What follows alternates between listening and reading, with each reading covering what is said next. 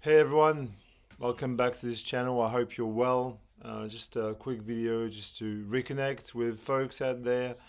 Haven't made a video for a couple of weeks. Just the usual drill, I think my videos are getting a bit boring, sort of repetitive. It's just showing you what I've been playing.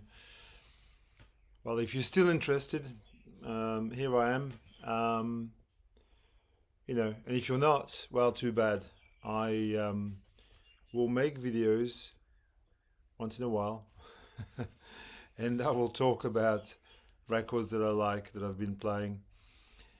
Starting with this today, this is a sort of modern classical avant-garde experimental record called Natsu Nebutsu, which in Japanese means summer prayer, and It's actually three compositions, two by the main guy here, the main player, Yasukatsu Amemiya, who plays percussion, but the list is unbelievable. You've got marimba timpani, Japanese wood blocks, and so on and so forth, and things called chings and coil springs, and so it's a percussion orchestra, obviously, and one of the compositions is by Morton Feldman, which is why probably I grabbed this because I'm a fan. I love Morton Feldman and his various stages of composition, and yeah, I mean, this is it requires a certain mood because it's a percussion record.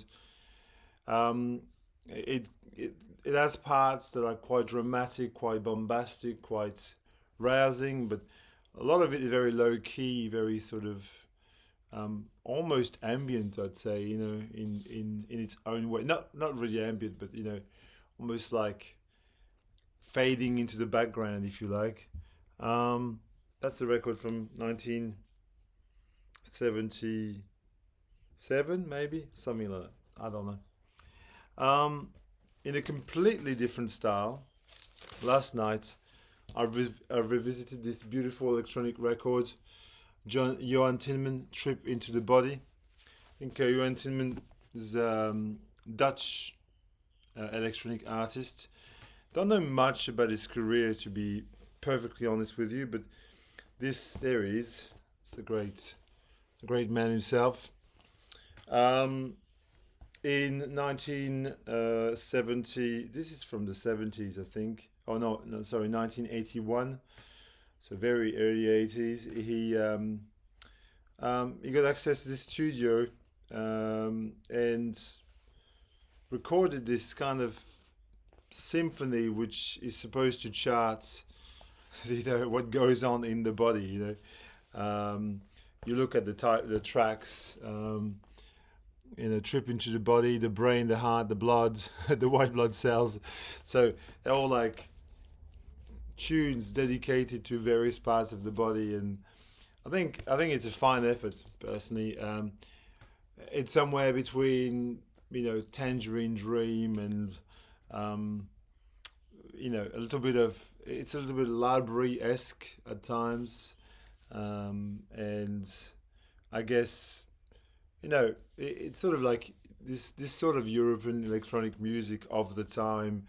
There's a little bit of yeah, rock, but I recognize a lot of other things in there, like even some French electronic music from the early '80s is not too dissimilar to this. Sorry, I'm not doing it very much justice, but I loved rediscovering it yesterday. I've had it for years. Um, in a completely different style, I picked up this promo copy just recently. My Spine is the bass line. I think probably my favorite Shrigback song. Shrigback were an English post punk band. I would classify them as being punk funk. And this tune is it's incredible. Like, I mean, just the title tells you everything, really. My Spine. It's got this like instantly memorable bass line. Um, the vocal line is very catchy as well. if you've never heard this tune, it's surely meant to become one of your sort of like, favorite party tunes to in years to come. Maybe not, but I just I love this tune. It's just such a great, like, yeah. It's really the essence of punk funk, really. If you like, if you're a fan of things like Gang of Four or Pig Bag or yeah, that's what it's in that sort of vein. Pig Bag, the Slits, that kind of bouncy, funky ESG. There you go. If you like that, and on a very similar line, I revisited this wonderful compilation. Get it right. Um, Afro dub punk and funk, funk and punk, yeah, punk funk, yeah, of Recreational Records 81 to 82. So Recreational Records, I believe, was a UK label. Um, it has the great Scream and Dance. This band. They were from Bristol, and they released like maybe one single or two singles or something like that. And almost all of their songs are to be found on this compilation. But like in rhythm, the first tune, which appears in its full 12-inch version, is just fire. Again, like, yeah, it's in the same like Shrig back. It's got a little bit of that sort of DIY spirit that pervades through things like Young Marble Giants as well. I think that kind of aesthetic, which is on the cusp of indie pop, but still firmly rooted in punk. I think they had two bases, Scream and Dance, but then there's the other bands there as well, which are a mixture of all these things. Actually, it's a pretty fine description, like lots of dub. For example, Talisman. The second song is a very dubby kind of trippy song. Like, this is a compilation that's not hard to come by. It's really, really fucking cool. Yeah, some punk funk, some dub.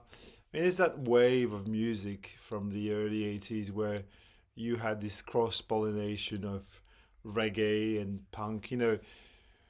And people like Don Letts and The Clash, and that kind of scene with Ari Up and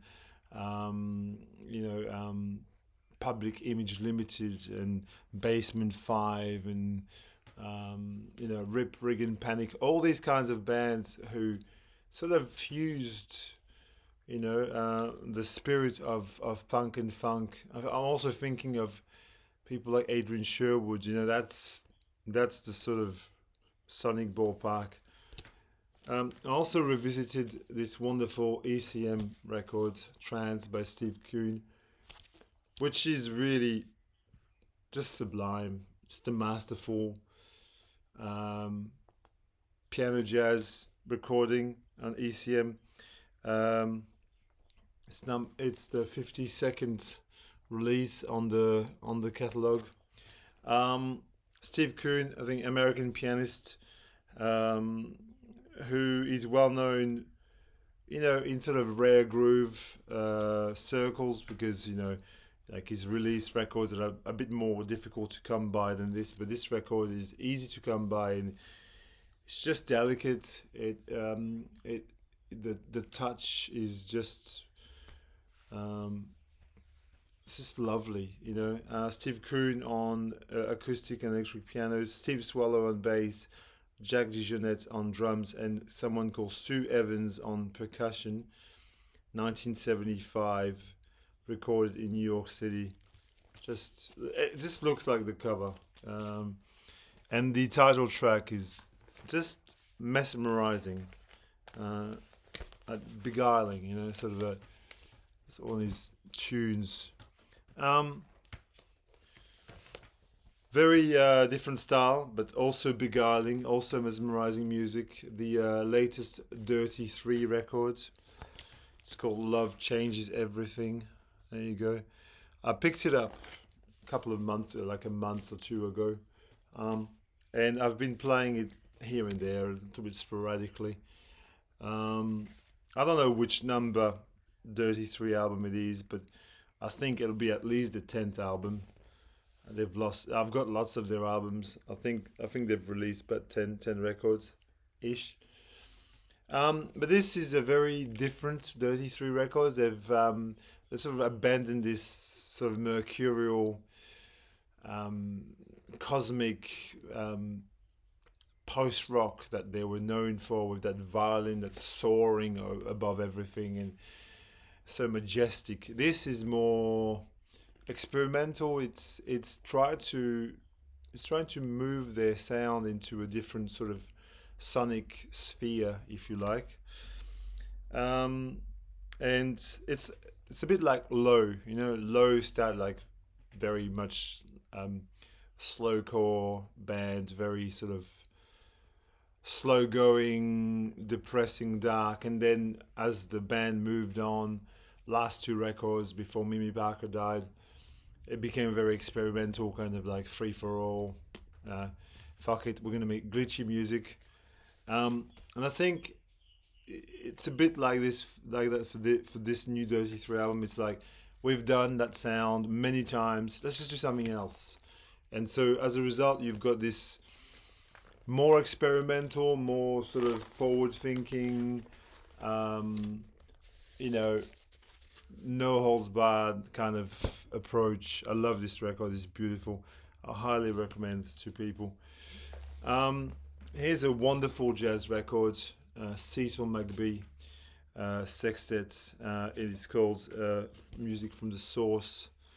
Just a wonderful, wonderful record that came out on Enja in circa 1977, with the greatest bass player to ever come out of Tulsa, Mr. Cecil McBee. Everything he plays on is pretty much great. It's almost like you almost can sort of gauge the quality of a record by his sheer presence on it. Chico Freeman on tenor sax and flute, another great of the avant-garde free jazz scene. Um, Steve McCall on drums. This is all in all a very trippy and soothing experience. Um, just yeah, it's a free jazz record, but it's very palatable. It's very accessible, and that's what I'll say about Music for the Source. Just like Chico Freeman, just plays enough that he doesn't overplay on this. Um, all right, a couple of Euro jazz under the radar classics. First one is The Spy from Istanbul by Armen Ratip, Turkish pianist, who recorded some of his output on Lansdowne Record, a British jazz label, and thus this is considered to be a British jazz, a UK jazz. In fact, it actually says that on the hype sticker, Legendary Spy from Istanbul, top 10 British jazz. I mean, yeah, it's a bit disputable because it's got Harry Miller on bass, on double bass, who is South African. He used to be in the Brotherhood of Breath and in Centipede, amongst other bands. So you've got a Turkish dude, a South African dude. You've got Keith Bailey on drums, I think, on this, who was the drummer for Morton Feldman. Anyway, digressing, let's just admit it's a British jazz record. It's wonderful. It's it's an avant-garde jazz record, but again, like the Music from the Source, very sort of approachable. There's nothing there that is overly free or avant about it. It's just that you know, for the untrained ear, if you've never listened to jazz, this may sound a little bit abrasive, but for people who listen to jazz, this is like freaking pop music. 1978, reissued on Mad About Music, which I bought in lockdown, I think, during lockdown. So I've had this for a while, and it was lovely to revisit. Um, and I've also revisited this. This I've had for a lot longer. This is from 2011. Gosh, time goes. This is a record that I'm really fond of. This is Phil Raphael. This guy here is an American pianist who was exiled in Brussels, and he recorded this spiritual jazz record in a studio in Brussels, Studio Madeleine. There we go. In June 1972, and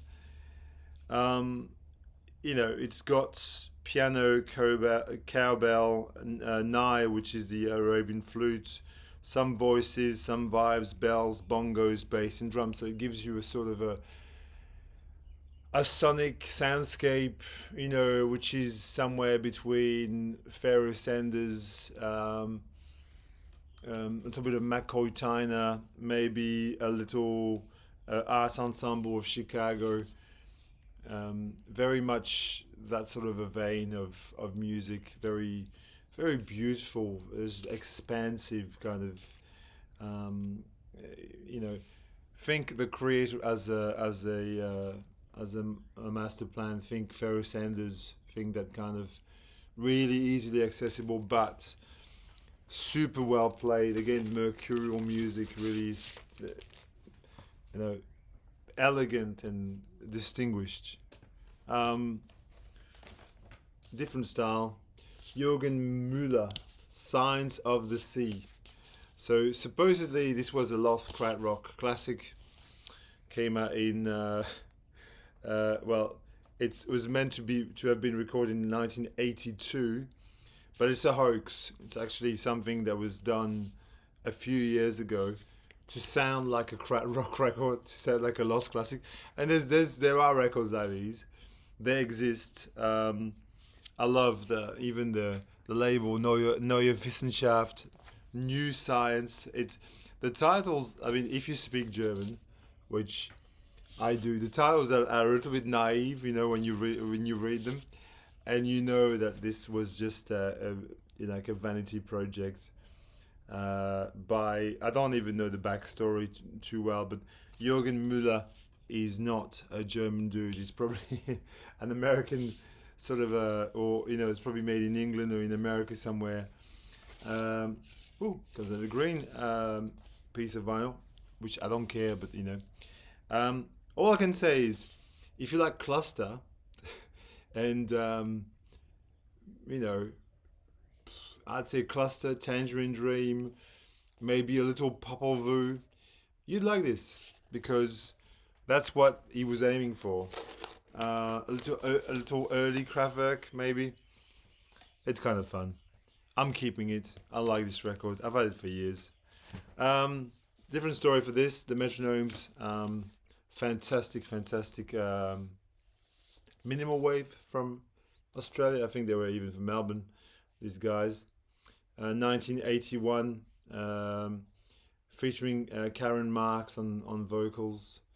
But it's a trio, really. Ash Wednesday, Andrew Piccolo, and Al Webb. And you can see what they're playing. Rhythm, programs, syncussion, lead guitar, so it's very much a product of its time, say minimal wave, we're firmly in the post Kraftwerk territory, Kraftwerk meets post-punk somewhere.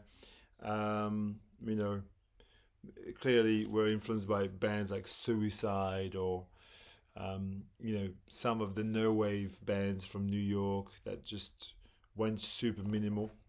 But it's a nice record, 1981. It's a rarity here, even in Australia. It's not one of these records that you come across all the time. I play it once in a while, but it's really nice. The Metronomes, Australian minimal wave. My friend Amos went to Japan recently and he brought me back this record, the Hidefumi Toki Quartet, which I've played a bit. He loves this record, that's why he bought me a copy. It's a reissue on Three Blind Mice, remastered by Bernie Grandman. Not that I care about that kind of stuff. It's mostly audiophile wank. Sorry, not meaning to offend anyone, but I mean, I'm just gonna be real. But this record sounds great, and it's a magnificent post bop record. And Hidefumi Toki plays alto sax and soprano sax on this, and he's a killer. He's like the opener, Lullaby for a Girl, which is 11 minutes of absolute virtuosity. They're just they can play. They play hard. They play hard. They're a great band. Thank you, Amos, for bringing me this record. I really appreciate it. Be a great addition to the Japanese jazz collection. A couple of Middle Eastern records that I've rediscovered. Here is Jamal Alam. I think Algerian guy, but I think he lived in France at the time. I think. This was re-recorded in... I think this was recorded in France. At least it was issued by a French label. And all the musicians are French. So it tells me that it was probably recorded in a French studio. These are the musicians. So you've got guitar, bass, double bass, percussions, drums, organs, cello, alto, viola, double bass, flute. So what we've got is basically a mix between North African tradition meets, singer-songwriter, but with a sort of Baroque kind of, we look very like me and Jamel.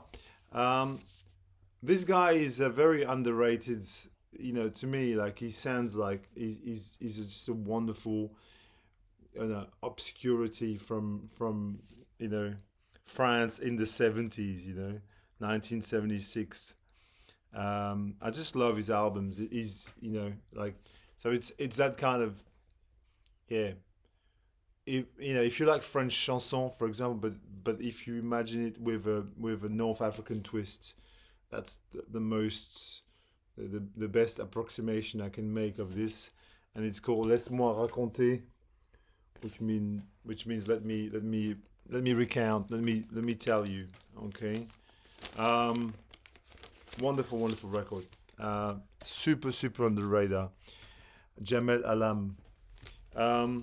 Here is a pop, an Algerian pop music record that I almost never play. Found this for $1 in my local thrift store, probably 7 years ago or something, like a while back. Amina. Yeah, it's just pop music. You imagine, it looks like a Madonna record, and for good reason. It's got this kind of vibe of like 80s pop. No, it's 1989. Yeah, it's of its time, but it's one of his records that I'll keep because I like the sound, I like the vibe, I like the crossover between the sort of French sensibility, the 80s production, and the North African tinge. Amina. Next, a sort of a post-rock, psych rock, modern classic. The great Roy Montgomery, Temple 4. First time issued on vinyl, only came out on CD back in 1995. First came out. The Roy Montgomery, someone who wasn't really on my radar until fairly recently, with my friend Amos, who gave me that wonderful Toki record. He played me this record actually, and I was like, wow, this is cool. I love this. So I'm really really into that sound. Very psychedelic, very deft guitar player. You can tell he can play. Not a virtuoso by any stretch of the imagination, but someone who has a sound that is really his. Some of the songs are very jarring and very sort of, almost on the verge of drone, but some of them are they just remind me a lot of like a post rock record, really. Very sort of trippy, psychedelic, elongated tracks, yeah. Just reissued on Cranky.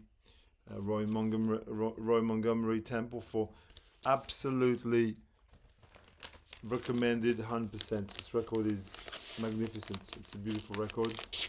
You can't go wrong with this. If you like, to me, it's like almost like a sort of like, sorry, I'm saying like 5 times. I am not a teenager. It's a sort of psychedelic talk record, if that makes sense. Um, I revisited this wonderful record by Joe Donato, Bad Donato. Very funky, silky, soul funk, with obviously that Brazilian, know-how that he's got. It's a true arranger's record. Like it's, if you think of records, people like David Axelrod or Michel Colombier, or this is kind of like arranger kind of music. The music is very highly orchestrated. It's got organ, reeds, trumpet, trombone, flute, guitar. So you've got a big ensemble, and produced by Emil Richards, who also is he's an unknown quantity when we talk about music. I love this record on Blue Thumb. Beautiful, beautiful record. Bad Donato from 1972 or something, 1971 or 72. Beautiful. Likewise on Blue Thumb as well, the amazing Louis Gasca, for those who chant. A record that I take out once in a while because it's a sublime Latin jazz freak out. It's the Santana band, basically. You've got Louis Gasca on trumpet and flugelhorn. You got Joe Henderson on tenor sax. Joe Henderson. And then you got Carlos Santana. You've got people like Lenny White, Mike Shreve, Stanley Clark, Rico Reyes on percussion. Just killer. This is a killer record. It's a killer record from the outside. It's a killer record inside. It's got a sort of a spiritual post-bop vibe, but like very, very strongly sort of Latin flavor. Spiritual boogaloo. No, not quite. I'm just talking shit now. Couple more and I'll finish. I've got two or three records by Khan Jamal, and sometimes I take them out and I play them. Drum Dance, Khan Jamal Quintet with Monet Sudler on guitar, Khan Jamal on vibes. Yeah, kind of a cosmic free jazz record.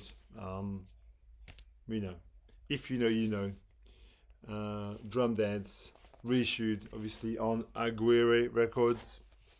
Wonderful, wonderful record.